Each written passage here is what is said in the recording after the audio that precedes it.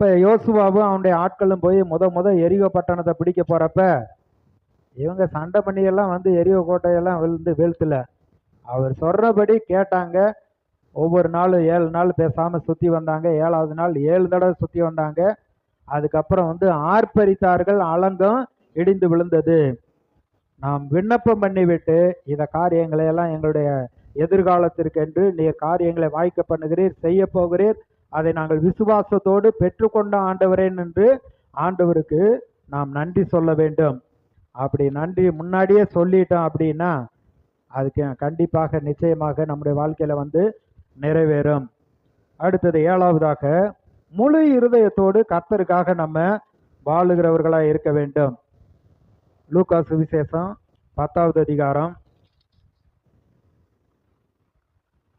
25வது வசனத்திலிருந்து, அப்பொழுது நியாயசாஸ்திரி ஒருவன் எழுந்திருந்து அவரை சோதிக்கும்படி, போதகரே, நித்திய ஜீவனை சுதந்திரித்துக் கொள்ளும்படிக்கு நான் என்ன செய்ய வேண்டும் என்று கேட்டான். அதற்கு அவர், நியாயப்பிரமாணத்தில் என்ன எழுதி இருக்கிறது, நீ வாசிக்கிறது என்ன என்றார்.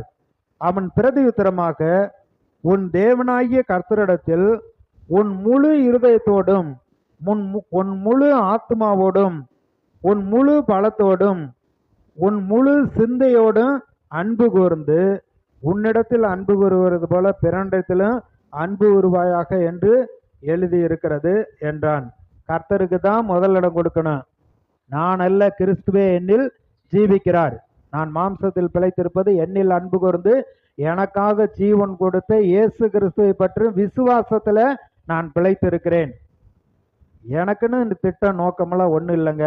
அவருடைய நோக்கம் திட்டம் தான் என்னுடைய திட்டமா இருக்கிறது. எல்லாரும் ரட்சிக்கப்படணுங்கிறது அவருடைய சித்தம். எல்லாருக்கும் சுவிசேஷத்தை அறிவிப்பது நம்மேல் விழுந்த கடமையா இருக்கிறது. ஆத்துமக்களை ஆதாயப்படுத்துகிறவன் ஞானவன் சொல்லி